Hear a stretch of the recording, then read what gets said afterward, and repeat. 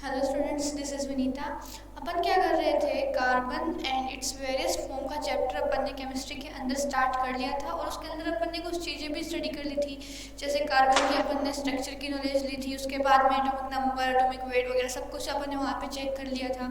ठीक है, तो वो चीज़ें अपन ने चेक कर ली थी। उसके बाद में अपन ने क्या चेक किया था, किस स्टेट में कार्बन प्रेजेंट होता है। ठीक है ना, वो चीज़ें चेक करी थी। अपन ने कंटिन्यू कर रहे थे तो अपन ने एलोट्रोपी की भी बात करी थी कल। ठीक है ना, एलोट्रोपी ऑफ कार्बन की अपन ने बात करी थी कि क्या एलोट्रोप्स होते हैं और कार्बन के किस तरीके से एलोट्रोप्स प्रेजेंट है, कौन से फॉर्म में प्रेजेंट है। और उसके आपको मैंने बताया भी था कि किस फॉर्म में, मतलब वो डिवाइड है कि एलोट्रोप्स में कार्बन जो है, कार्बन नॉन क्रिस्टलाइन है, फिर क्रिस्टलाइन है, तो वो किस फॉर्म में प्रेजेंट है वहाँ पे। ठीक है ना, तो वो कुछ फॉर्म्स थे, वो आपको मैंने कल बता दी थी। लेकिन अगर अपन चालू करने से पहले एक बार फिर से अपन थोड़ा सा रिवाइज कर लेते हैं, रिवर्स करके। तो देखो, अगर अपन बात करते हैं एलोट्रोपस ऑफ कार्बन की, ठीक है, कार्बन के एलोट्रोपस की अगर अपन बात करते हैं तो एलोट्रोप्स होते क्या है और वो कार्बन के अंदर किस तरीके से पाए जाएंगे। ठीक है, तो अपन बोल सकते हैं द एलिमेंट एग्जिस्ट टू और more form in the same physical state is known as allotropy. कि ऐसे क्या बोल सकते हैं, ऐसे एलिमेंट्स कौन हो गया यहाँ पे, कार्बन हो गया। तो कुछ ऐसे जो एलिमेंट्स होते हैं वो क्या एग्जिस्ट करते हैं, दो और दो से ज़्यादा ऐसे एलिमेंट्स प्रेजेंट होते हैं जो सेम फिजिकल स्टेट शो करते हैं, जिन्हें हम, इस नेचर को हम क्या कहते हैं, इस कैरेक्टर को क्या कहते हैं हम, एलोट्रोपी हम कहते हैं इस कैरेक्टर को। और जो ये मतलब क्या बोलते हैं, फिजिकल स्टेट शो करते हैं, इन कंपाउंड्स को हम क्या कहते हैं, एलोट्रोप्स कहते हैं। ठीक है, फिर इसके बाद अपन ने कंटिन्यू करते हुए ये भी बात कर ली थी कि कार्बन जो है वो क्रिस्टलाइन और नॉन क्रिस्टलाइन फॉर्म में प्रेजेंट होता है। ठीक है, तो क्रिस्टलाइन की मैंने आपको बात बता दी थी कि क्रिस्टलाइन के ऐसे प्रोडक्ट बनते हैं जिसके अंदर क्या होता है, रेगुलर शेप प्रेजेंट होती है। जबकि जो नॉन क्रिस्टलाइन होता है उसमें क्या होता है, इरेगुलर शेप में प्रेजेंट होती है। अपन ने ये बात भी कर ली थी कि किस तरीके से कार्बन है ना। और फिर मैंने आपको बताया था कि जो क्रिस्टलाइन होता है, कुछ एग्जांपल्स दिए थे कि किस किस तरीके से अपन क्रिस्टलाइन की फॉर्म चेक कर सकते हैं, किस किस में। तो फर्स्ट डायमंड की बात कर रहे थे अपन, ठीक है ना, कि डायमंड होता है। फिर अपन ने सेकंड बात करी थी ग्रेफाइट की, ठीक है, कि ग्रेफाइट इसी फॉर्म में आता है। एंड थर्ड बात करी थी अपन ने फुलरीन की, जो कि क्या आता है, एक क्रिस्टलाइन फॉर्म में आता है। किसकी क्रिस्टलाइन फॉर्म में आता है, कार्बन की क्रिस्टलाइन फॉर्म में आता है। ठीक है, यहाँ तक अपन बात कर चुके थे किसके बारे में, वही क्रिस्टलाइन फॉर्म के बारे में बात कर चुके थे। और किसकी क्रिस्टलाइन फॉर्म के बारे में बात कर चुके थे, कार्बन की क्रिस्टलाइन फॉर्म के बारे में बात कर चुके थे अपन।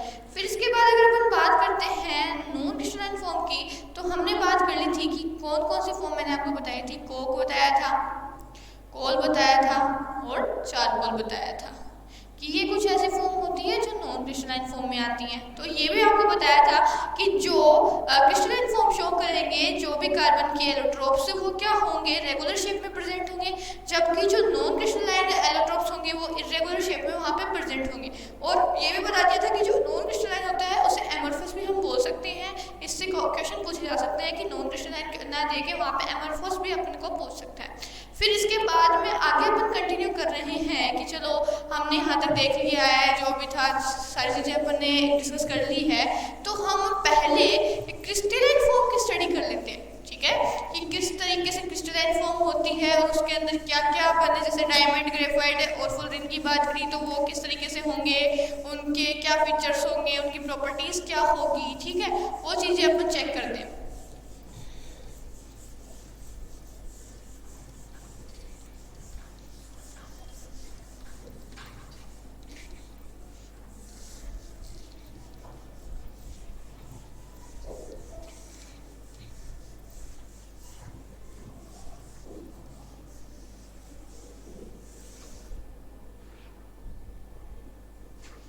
देखिए, तो अपन पहले चलते हैं आपकी क्रिस्टलाइन फॉर्म के ऊपर कि क्रिस्टलाइन फॉर्म में किस तरीके से होंगे।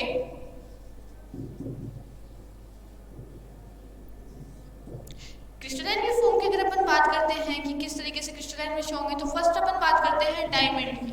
ठीक है, डायमंड की बात करते हैं। डायमंड क्या होता है, कार्बन का एक एलोट्रोप है जो कि कौन सी फॉर्म में लाई करता है, क्रिस्टलाइन फॉर्म में लाई करता है। फिर आगे अपन बात करते हैं डायमंड के बारे में। तो डायमंड क्या होता है, एक याद रखना, purest form of carbon, purest form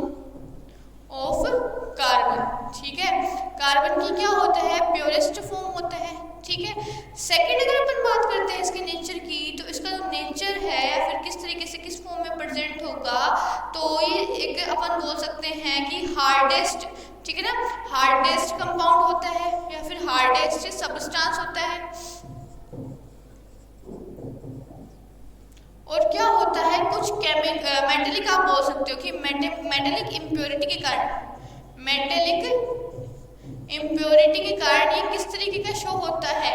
अगर किसी डायमंड में मेटेलिक इम्प्योरिटी आ चुकी है तो वो क्या करेगा, डिफरेंट कलर शो करता है।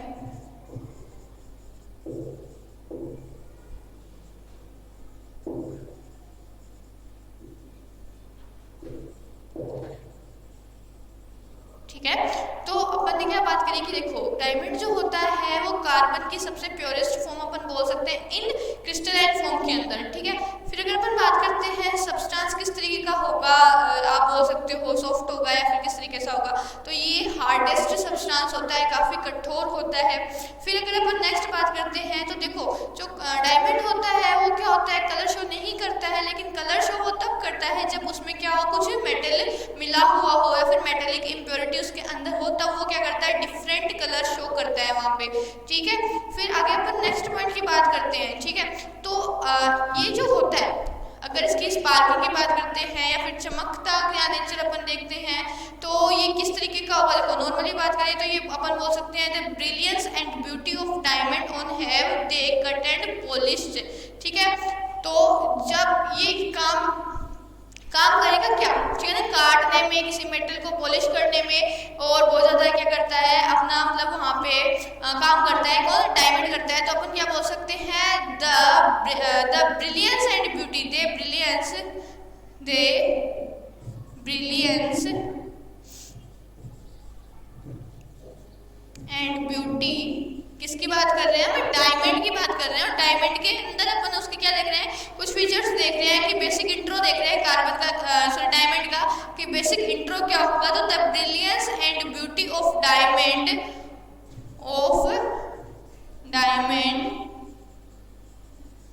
कार्बन की जो क्या होती है, ब्यूटी वगैरह जो होती है वो क्या किस पे डिपेंड करती है, have they cut and polish, have they cut and polished. ठीक है, फिर अगर अपन आगे बात करते हैं कि देखो डायमंड जो है, डायमंड भी अपने को दो फॉर्म में प्रेजेंट होता है, याद रखना। जो डायमंड है क्रिस्टलाइन के अंदर स्टेबल करता है, और यहाँ पे डायमंड जो है वो प्योरेस्ट फॉर्म ऑफ कार्बन होता है, सेकंड हार्डेस्ट सब्सटेंस होगा। थर्ड अगर अपन बात करते हैं तो क्या होता है, ऐसे तो ये क्या होता है, कलरलेस होता है, लेकिन कुछ मेटेलिक इम्प्योरिटी के कारण किस तरीके का शो होता है, डिफरेंट कलर शो करता है। ठीक है ना, डायमंड। फिर अगर अपन बात करते हैं इसकी कटिंग एंड पॉलिश की, तो ये किस तरीके का शो होता है, ब्रिलियंस एंड ब्यूटी के साथ में हमें चमकता हुआ शो होता है। फिर अगर अपन नेक्स्ट अगर आगे बात करते हैं कि डायमंड की फॉर्म्स की, कि किस तरीके से डायमंड हमें मिलेगा। देखिए, तो डायमंड क्या होता है, एक तो नेचुरल हो सकता है, ठीक है ना, एक क्या होता है आर्टिफिशियल, वो किस तरीके से होगा। देखिए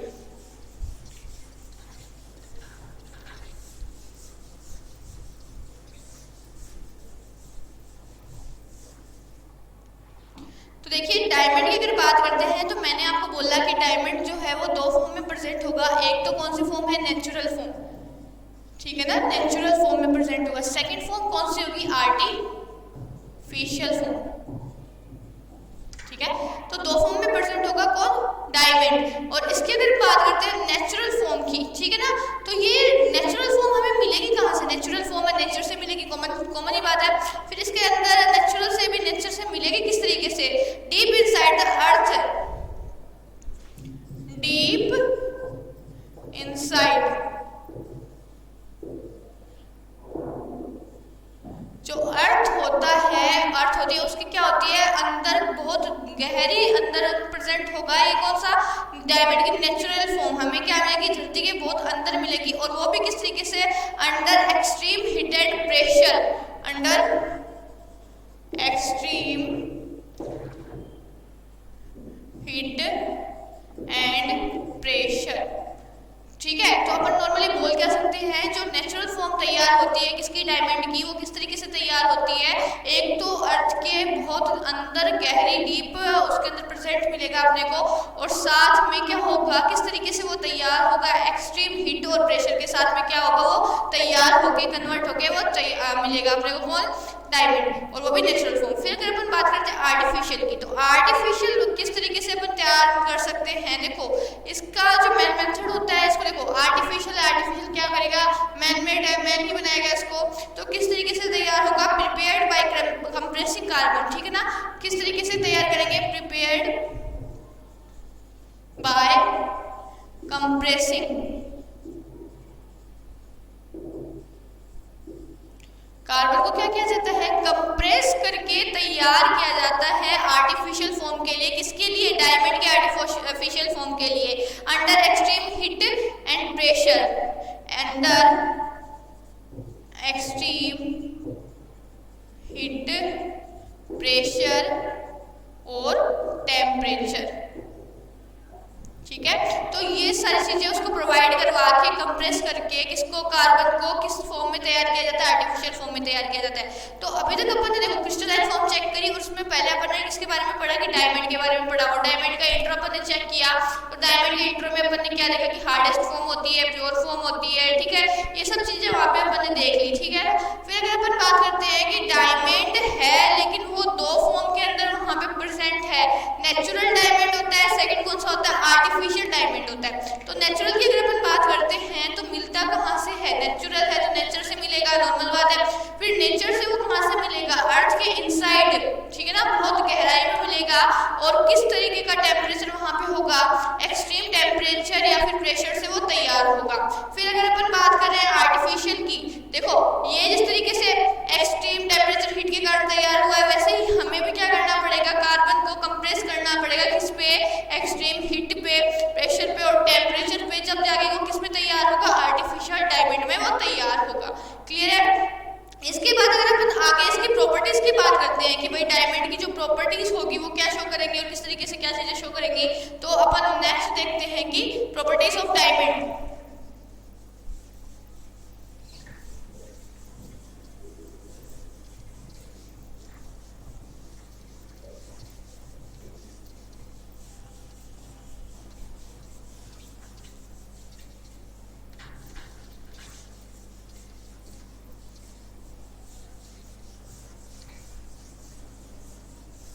तो देखिए अपन बात कर रहे हैं किसकी, प्रॉपर्टीज की बात कर रहे हैं, और किस चीज की प्रॉपर्टीज की, डायमंड की प्रॉपर्टी की। अगर अपन यहाँ पे बात करते हैं तो क्या चीजें निकलती है,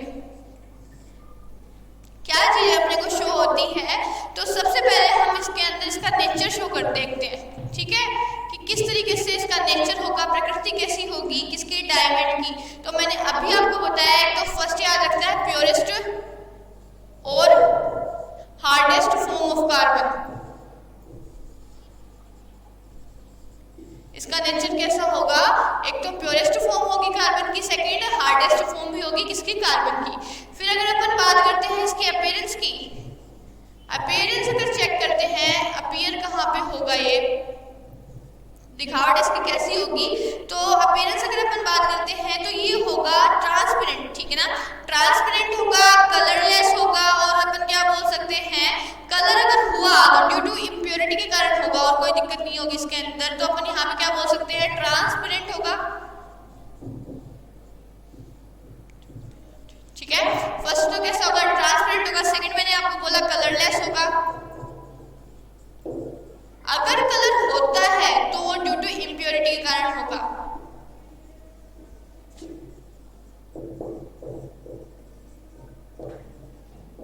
और वो इम्प्योरिटी कौन सी होगी, वो होगी मेटालिक इम्प्योरिटीज, ठीक है। फिर अगर अपन बात करते हैं इससे नेक्स्ट पॉइंट की, डेंसिटी की, ठीक है, कि कार्बन की जो डेंसिटी है वो कितनी होगी, तो डेंसिटी इसकी लगभग होगी 3.3 ग्राम पर सेंटीमीटर क्यूब, 3.3 ग्राम पर सेंटीमीटर क्यूब, ठीक है, ये इसकी क्या होगी, डेंसिटी होगी। इसके बाद अपन इसका स्पार्किंग नेचर चेक करते हैं, ठीक है, क्योंकि क्या होता है, कार्बन जो होता है वो स्पार्कल होता है, स्पार्कल का मतलब क्या होता है, चमकीला होता है, चमकदार होता है। तो अगर अपन स्पार्किंग देखते हैं तो अपन बोलते हैं जैसे ही कार्बन के अंदर हम लाइट को एंटर करवाते हैं, वैसे ही वो क्या होता है, लाइट उसके अंदर रिफ्लेक्स होती है, क्योंकि कार्बन की मतलब डायमंड डायमंड की जो स्ट्रक्चर होती है वो कुछ इस तरीके की होती है, जो क्या होती है कटिंग शेप में होती है। और जैसे ही हम डायमंड के अंदर लाइट को एमिट करवाते हैं तो मतलब एंटर करवाते हैं तो क्या होता है, वो लाइट क्या होती है बाहर न निकलने की वजह उसके अंदर क्या करती है, रिफ्लेक्शन करती रहती है, जिससे क्या होता है कार्बन हमें चमकता हुआ डायमंड हमें चमकता हुआ दिखाई देता है। तो हम बोल सकते हैं when light enters A diamond crystal, when light enters in diamond crystal, जो डायमंड का क्रिस्टल होता है उसके अंदर अगर हम क्या करवा रहे हैं, लाइट की एंट्री करवा रहे हैं तो क्या होगा उसके बाद में, तो होगा it undergoes multiple internal reflections, ठीक है। इट अंडरगो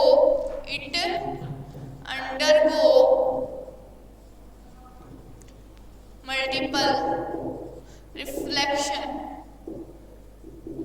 वहां पे क्या प्रेजेंट होंगे, मल्टीपल रिफ्लेक्शंस प्रेजेंट होंगे किसमें, कार्बन के सरफेस में।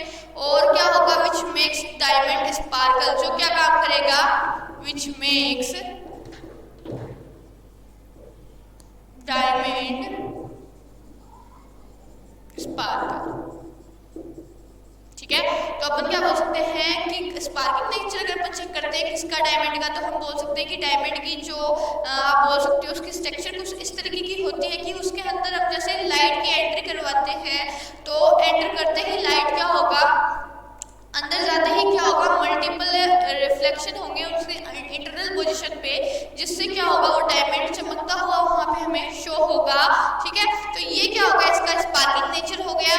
इसके बाद अगर अपन इसकी इलेक्ट्रिक जो कंडक्टिविटी है, क्या इलेक्ट्रिक को कंडक्ट करेगा इलेक्ट्रिसिटी को, वो अगर अपन यहाँ पे चेक करते हैं कि इलेक्ट्रिक कंडक्टिविटी इसकी क्या है, किसकी, डायमंड की, तो अपन क्या बोल सकते हैं, it does not conduct electricity, ठीक है। It does not conduct electricity, क्योंकि क्या होता है इसके अंदर फ्री इलेक्ट्रॉन प्रेजेंट नहीं होता है। जितने भी कार्बन के मॉलिक्यूल्स होंगे सब क्या होंगे, एक दूसरे से जुड़े हुए होंगे, मतलब जिनके वैलेंसी सारी कंप्लीट हो चुकी है, फ्री इलेक्ट्रॉन यहाँ पे एक भी चीज नहीं बचेगी, तो इलेक्ट्रिसिटी कंडक्ट नहीं कर पाएगा कौन, डायमंड, ठीक है। फिर इसके बाद अगर अपन इसका मेल्टिंग पॉइंट बोल सकते हैं, मेल्टिंग पॉइंट, मेल्ट होने का जो पॉइंट है वो अगर अपन यहाँ पे इसका चेक करते हैं किसका, डायमंड का, तो वो क्या होगा, बहुत ज्यादा हाई होगा, वेरी हाई, ठीक है, क्योंकि ये हार्डेस्ट सब्सटेंस है, हार्डेस्ट फॉर्म ऑफ सब्सटेंस किसके फॉर्म में, कार्बन की, तो अपन क्या बोल सकते हैं इसका मेल्टिंग पॉइंट जो होगा बहुत ज्यादा होगा, और लगभग कितना होगा, 3930 डिग्री सेंटीग्रेड इसका मेल्टिंग पॉइंट होगा, किसका, डायमंड का, ठीक है। फिर अगर अपन आगे बात करते हैं कि देखो अगर अपने को क्या करवाना है, देखो पहले अपन ये वापस से रिवीजन कर लेते हैं, फिर अपन बात करते हैं फेक कार्बन की और रियल कार्बन की, अपन डायमंड की किस तरीके से अपन चेक करें। तो देखो तो डायमंड की प्रॉपर्टी है, फर्स्ट अपन ने उसमें देखा कि क्या होता है, फर्स्ट फॉर्म अपन ने नेचर को चेक किया कि उसकी प्योरेस्ट फॉर्म होगी कार्बन की, डायमंड जो होगा कार्बन का प्योरेस्ट एंड हार्डेस्ट फॉर्म होगी। सेकेंड अपन ने बात करी कि उसकी अपीयरेंस की दिखावट की, कि कार्बन डायमंड दिखाई किस तरीके का अपने को देगा, तो डायमंड जो होगा वो ट्रांसपेरेंट स्ट्रक्चर होगी, यानी कि अपन बोल सकते हैं पारदर्शी स्ट्रक्चर होगी, जिसमें अपन आर पार देख सकते हैं, कलरलेस होगा, ठीक है, रंगहीन है। और क्या होगा, अगर कलर हो भी गया तो इम्प्योरिटीज के कारण होगा, और वो इम्प्योरिटीज भी मैंने आपको बताया कि वो इम्प्योरिटी कौन सी होगी, मेटेलिक इम्प्योरिटी वहां पे प्रेजेंट होगी। फिर अगर अपन बात करें इसकी आगे की डेंसिटी, तो इसकी डेंसिटी होगी लगभग 3.3 ग्राम पर सेंटीमीटर क्यूब होगी। फिर अगर अपन इसकी इलेक्ट्रिकल कंडक्टिविटी की बात करें, यानी कि विद्युत चालकता की, इलेक्ट्रिसिटी कंडक्ट करेगा कि नहीं करेगा, नहीं करेगा, क्योंकि इसके अंदर क्या होगा, फ्री इलेक्ट्रॉन प्रेजेंट नहीं होते हैं, तो इलेक्ट्रिसिटी कंडक्ट नहीं करेगा। फिर क्या करेंगे, मेल्टिंग पॉइंट अगर इसका चेक करेंगे तो इसका मेल्टिंग पॉइंट बहुत ज्यादा हाई होगा, क्योंकि एक हार्डेस्ट फॉर्म है, इसलिए क्या होगा, मेल्टिंग पॉइंट बहुत ज्यादा होगा, लगभग 3930 डिग्री सेंटीग्रेड के आसपास इसका मेल्टिंग पॉइंट होगा। स्पार्किंग नेचर अगर अपन चेक करते हैं तो मैंने अभी बताया कि इसकी स्ट्रक्चर कुछ इस तरीके की होती है, जिसके अंदर क्या होता है, जैसे ही हम लाइट को एंटर करवाते हैं तो एंट्री करते ही लाइट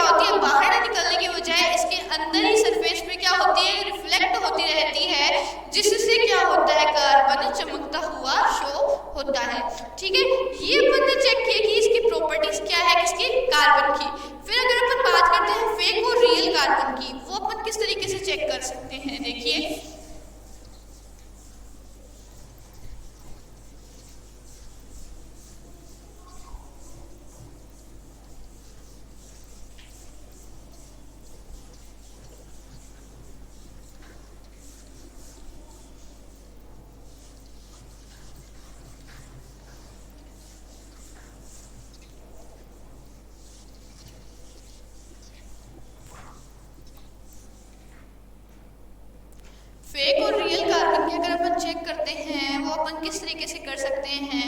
देखो डायमंड जो होता है ट्रांसपेरेंट होता है, नॉर्मल सी बात है, अभी मैंने बताया आपको। अपने को क्या करवाना है, उसमें से एक्सरे पास करवानी है, ठीक है ना।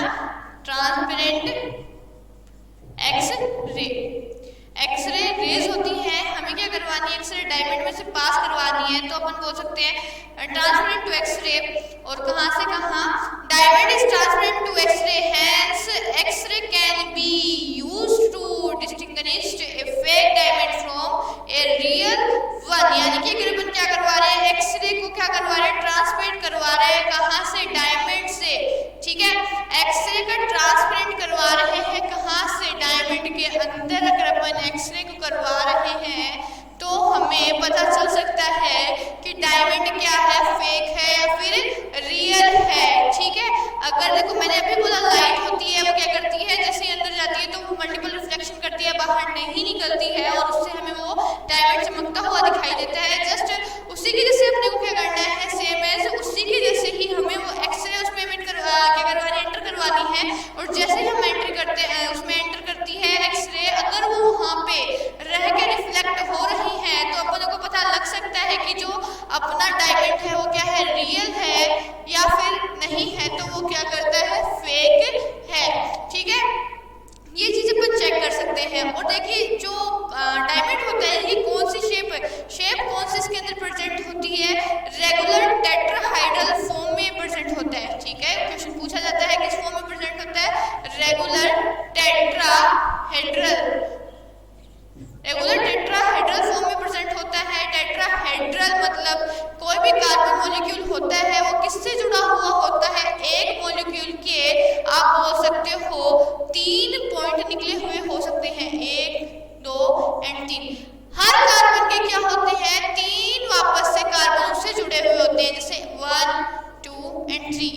अब फिर से बात करते हैं 1 2 एंड 3, 1 2 एंड 3, ठीक है ना। सेम ऐसे ही 1, ये 1 हो गया, 1 2 एंड 3, ऐसे ही 1 2 एंड 3, 1 2 एंड 3। इस तरीके से क्या फॉर्म में प्रेजेंट होते हैं कार्बन, एक रेगुलर टेट्राहेड्रल, टेट्रा मतलब आप बोल सकते हो कार्बन के 4 होते हैं, 1 2 3 4। और एक रेगुलर क्या बोल सकते हैं अपन, उसका रेगुलर अपने को फॉर्म मिलती है वहां पे, तो हम उसे बोलते हैं रेगुलर टेट्राहेड्रल फॉर्म, किसकी, डायमंड की, ठीक है।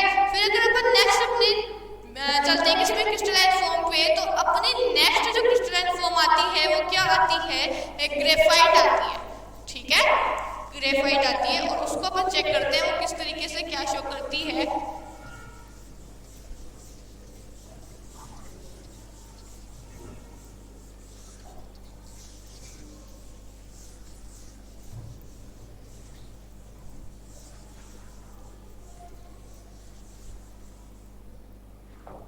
ग्रेफाइट की बात कर रहे हैं, second form of crystalline carbon, ठीक है। तो अगर अपन ग्रेफाइट की बात करते हैं तो ग्रेफाइट किस तरीके का शो होगा, ये आप पहले तो बोल सकते हो ग्रेशिप ब्लैक, ठीक है ना। इसका जो कलर होगा, किस कलर में अपने को दिखाई देगा, इसका जो कलर होगा वो क्या होगा, ग्रेशिप ब्लैक, आगे क्या बोल सकते हो, भूरा और थोड़ा काला कलर का शो होगा अपने को। उसके बाद बोल सकते हैं ओपेक होगा, ओपेक होगा, सॉलिड होगा, ठीक है। ओपेक से आप क्या समझते हो, जिससे हम आर पार नहीं देख सकते हैं, वो स्ट्रक्चर की होगी, किसकी, कार्बन की। और आप अगर इसको छू के महसूस करें तो ये किस तरीके का होगा, सॉफ्ट एंड स्लिपरी इसका नेचर होगा, स्लिपरी नेचर इसका होगा, ठीक है, टच करने पे। फिर अगर अपन आगे चलते हैं, आगे बात करते हैं इसकी, तो अपन अगर इसकी स्ट्रक्चर की बात करें कि स्ट्रक्चर किस तरीके की शो होगी, तो इसके अंदर क्या होती है, लेयर्स पाई जाती है, हेक्सागोनल लेयर्स पाई जाती है, ठीक है। तो हम क्या बोलेंगे कि ये क्या कंटेन रखता है, कंटेन हेक्सागोनल लेयर्स, ठीक है ना। किसको कंटेन करता है, हेक्सागोनल लेयर्स को क्या करता है, कंटेन रखता है। और अपन क्या बोल सकते हैं, इसके जो आपको अगर इसकी लेयर चेक करें, हेक्सागोनल लेयर किस तरीके से होगी, तो कुछ इस तरीके से वो शो होती है, ठीक है, हेक्सागोनल है। और क्या होगा, सेकंड ग्रेफाइट कुछ इस तरीके से वहां पे जुड़ा हुआ होगा, ठीक है, तो कुछ इस तरीके से जुड़ा होगा। ये फर्स्ट लेयर होती है। अगर अपन यहाँ पे सेकंड लेयर की बात करते हैं कि सेकंड लेयर कुछ इस तरीके से वहां पे अटैच्ड होती है, ठीक है, फिर ठीक है कुछ इस तरीके से वहां पे अटैच्ड होती है। तो अगर अपन इसकी लेयर्स का चेक करें, थोड़ा सा ऊपर बना देते हैं, 1 मिनट,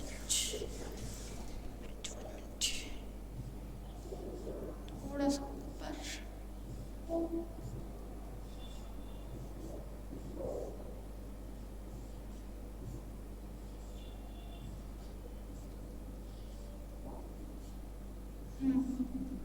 तो ये क्या होती है, फर्स्ट लेयर अपन इसको बोल सकते हैं कि ये क्या है, फर्स्ट लेयर है ग्रेफाइट की, ये सेकंड लेयर है, ठीक है। इस तरीके से करके काफी लेयर्स प्रेजेंट होती है। इसी के कारण क्या होता है, ये सॉफ्ट एंड स्लिपरी नेचर इसका दिखाई देता है, फिसलता हुआ हमें छूने पे महसूस होता है। हेक्सागोनल की अगर बात करें तो कुछ रिंग्स प्रेजेंट होती है, काफी रिंग्स इसके अंदर प्रेजेंट होती है जो हेक्सागोनल लेयर का फॉर्मेशन करती है। तो अगर अपन देखें इसकी लेयर टू लेयर बनाने की टेक्निक अगर अपन देखते हैं तो देखिए यहाँ से कुछ इस तरीके से हम इनको मिला सकते हैं।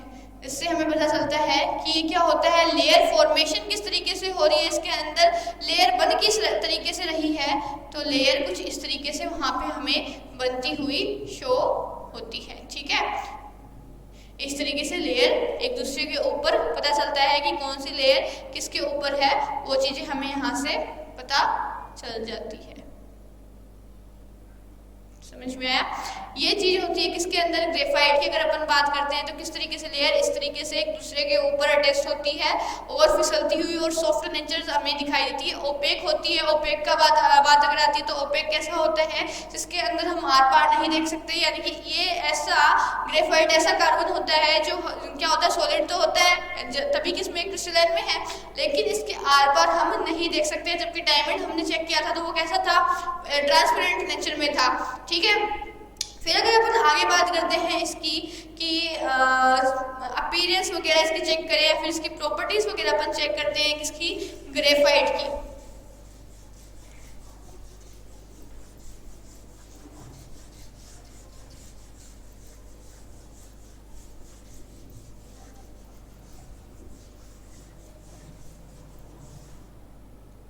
तो देखिए अपीयरेंस दिखावट किस तरीके की होगी, तो अपन यही बोल सकते हैं कि अपीयरेंस इसकी सेम एज यही होगी, ग्रेइश ब्लैक होगा, ओपेक सॉलिड होगा, सॉफ्ट एंड स्लिपरी नेचर होगा, ठीक है। नेचर भी यहाँ पे आ चुका है, ठीक है ना, नेचर आ चुका है, ठीक है। तो अपीयरेंस और नेचर अपन ने यहाँ पे देखे। फिर इसके बाद अगर अपन इसकी डेंसिटी की बात करते हैं, किसकी, ग्रेफाइट की डेंसिटी की अगर अपन बात करते हैं तो ग्रेफाइट की जो डेंसिटी होगी वो क्या होगी, डायमंड से लोअर होगी, लगभग 2.2 G सेंटीमीटर क्यूब, ठीक है, लगभग इतनी होगी, लोअर देन डायमंड से क्या होगी, कम होगी इसकी डेंसिटी, ठीक है। इस कार्बन के फॉर्म की जो डेंसिटी है वो डायमंड से क्या होगी, कम होगी। फिर अगर अपन आगे इसमें बात करते हैं, क्या ये इलेक्ट्रिसिटी और थर्मल को कंडक्ट करेगी, वो चेक अगर हम करते हैं तो इसका आंसर यस आएगा, क्योंकि इसमें फ्री इलेक्ट्रॉन क्या होता है, प्रेजेंट होता है। तो अपन क्या बोल सकते हैं, that is good conductor of electricity. Clear है, क्या होती है, गुड कंडक्टर होती है किसका, इलेक्ट्रिसिटी का गुड कंडक्टर होता है कौन, कार्बन की ये फॉर्म, कौन से फॉर्म, ग्रेफाइट के फॉर्म, ठीक है, क्योंकि इसमें क्या होता है, फ्री इलेक्ट्रॉन प्रेजेंट होता है। मेल्टिंग पॉइंट अगर अपन इसका चेक करते हैं, ठीक है, मेल्टिंग पॉइंट इसका हाई ही होता है, मेल्टिंग पॉइंट क्या होता है, हाई ही होता है, लगभग 3700 डिग्री सेंटीग्रेड, ये इसका मेल्टिंग पॉइंट होता है। फिर अपन नेक्स्ट अगर हीट की अगर अपन बात करते हैं तो देखो, अगर हम इफेक्ट ऑफ हीट, अगर हीट इस पे डाल रहे हैं, ठीक है, इस पे ग्रेफाइट पे हीट डाल रहे हैं और कितने टेम्परेचर पे डाल रहे हैं, लगभग 700 डिग्री सेंटीग्रेड पर हम क्या कर रहे हैं, विद एयर इसके साथ में ग्रेफाइट के साथ में रिएक्ट करवा रहे हैं तो इससे क्या प्रोड्यूस होगा, इससे क्या प्रोड्यूस होगा, CO2 प्रोड्यूस होगी। तो अपन नॉर्मली अगर इसके स्ट्रक्चर की बात करते हैं फिर इसके रिएक्शन की बात करते हैं तो क्या ले रहे हैं, कार्बन की फॉर्म ले रहे हैं प्लस O2 ले रहे हैं, 700 डिग्री सेंटीग्रेड पर हम क्या करवा रहे हैं, रिएक्ट करवा रहे हैं। तो बनेगा क्या, CO2, कार्बन डाइऑक्साइड वहां से फॉर्म होती है। क्लियर है। फिर अगर अपन इसकी केमिकल सोल्युबिलिटी चेक करते हैं, क्या ये केमिकल्स में सोल्यूबल होगा, वो चीज अगर अपन चेक करते हैं किसकी, अपने ग्रेफाइट की चेक करते हैं तो ये क्या होगा, insoluble in most chemical solvent. ठीक है ना, insoluble in most chemical solvent. ठीक है। तो देखिए ग्रेफाइट की अपन ने बात करी, ठीक है, ग्रेफाइट की बात करी, हमने उसका नेचर बताया, उसकी अपीयरेंस भी बताई, सारी चीजें बताई, उसके स्ट्रक्चर भी थोड़ा देखा अपन ने। फिर उसके बाद में अपन ने उसकी प्रॉपर्टीज की स्टडी करी कि ग्रेफाइट का डेंसिटी इतनी होगी किससे, डायमंड से कम होगी, यानी कि 2.2 ग्राम पर सेंटीमीटर क्यूब होगी। इलेक्ट्रिसिटी और थर्मल की अगर अपन बात करते हैं क्या कंडक्ट करेगा ग्रेफाइट, तो यस, ग्रेफाइट जो होता है गुड कंडक्टर होता है किसका, इलेक्ट्रिसिटी का। क्लियर है, क्योंकि उसके अंदर फ्री इलेक्ट्रॉन प्रेजेंट होता है इसलिए वो इलेक्ट्रिसिटी इजीली कंडक्ट कर सकता है। मेल्टिंग पॉइंट क्या होता है इसका, वेरी हाई होता है, 3700 डिग्री सेंटीग्रेड होता है। फिर अगर अपन इफेक्ट ऑफ हीट देखें, यानी कि हीट का क्या प्रभाव पड़ेगा किस पे, ग्रेफाइट पे, तो जैसे ही हम ग्रेफाइट की रिएक्शन ऑक्सीजन के साथ में और इतने यानी कि 700 डिग्री सेंटीग्रेड पे करवाते हैं तो वहां से हमें क्या मिलती है, कार्बन डाइऑक्साइड वहां से रिलीज होती है। ठीक है ना। तो अपन क्या करते हैं, अगर इसके बाद में इसके यूजेस और है किसके, ग्रेफाइट के, तो देखिए ज्यादातर इसके यूजेस नॉर्मली सबको पता है, पेंसिल लीड बनाने के लिए इसका यूज किया जाता है। ठीक है, पेंसिल लीड बनाने के लिए इसका यूज किया जाता है, साथ में इसके इलेक्ट्रोड्स भी अपन बना सकते हैं, कोई दिक्कत नहीं है, क्योंकि ये क्या करती है, इलेक्ट्रिसिटी को जनरेट करती है या फिर इलेक्ट्रिसिटी इसके अंदर से पास हो जाती है, इसलिए क्या करेगा, ये इलेक्ट्रोड को भी बना सकता है, वो भी कोई दिक्कत नहीं है इसका। ठीक है ना।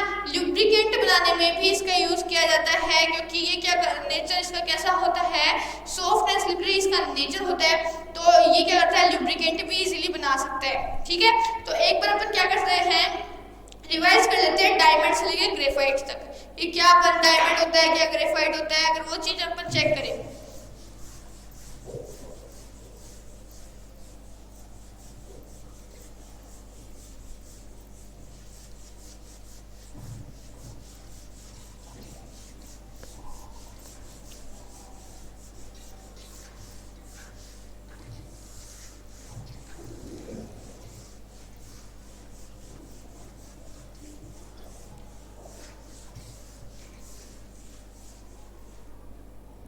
देखिए अपन क्या बात कर रहे हैं, डायमंड की और ग्रेफाइट की।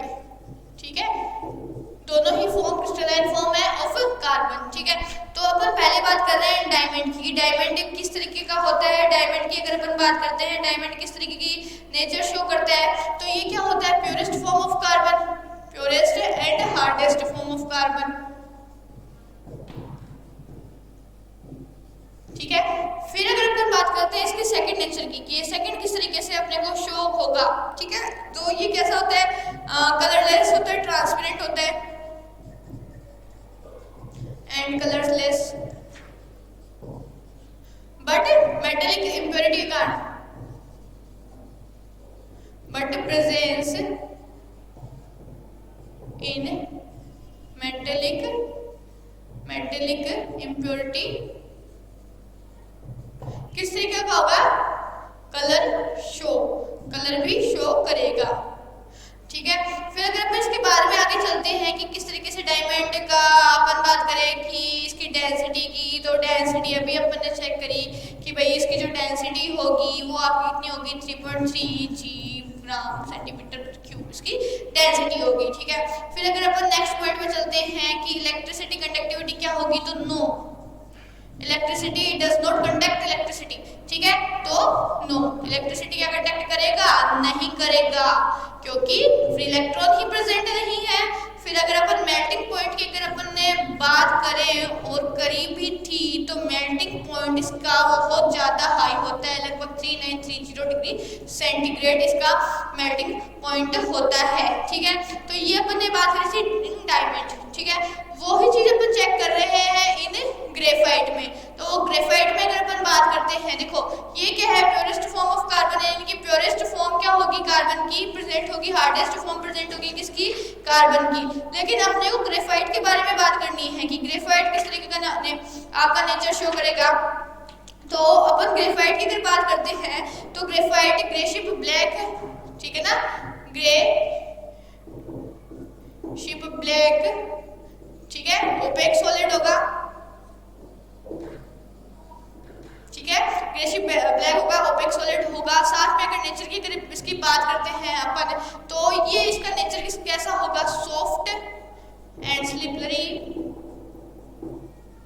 ठीक है, फिर अगर अपन बात करते हैं इसके आगे की भाई इसका डेंसिटी क्या होगी और इसकी मेल्टिंग पॉइंट क्या होगा, तो डेंसिटी इसकी लोअर देन होगी।